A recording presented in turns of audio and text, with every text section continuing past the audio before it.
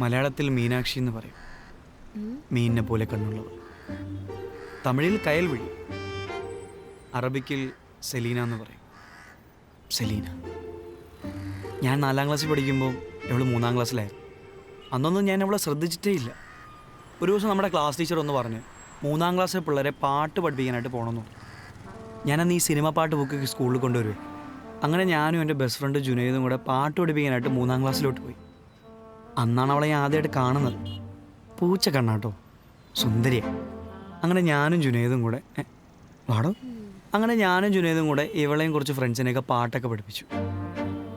പിന്നെ ക്ലാസ്സിൻ്റെ പുറത്ത് വെച്ചിട്ടുണ്ടാലും ഇവളെ നോക്കി ചിരിക്കും, ഞാനും ചിരിക്കും. അല്ല, ആരാണെങ്കിലും തിരിച്ചിരിക്കും. പിന്നെയാണ് ഞാൻ മനസ്സിലാക്കിയത് എൻ്റെ അച്ഛൻ്റെ ഒരു കൂട്ടുകാരനുണ്ട്, പുള്ളിയുടെ മകളാണ് സെലീനയെന്ന്.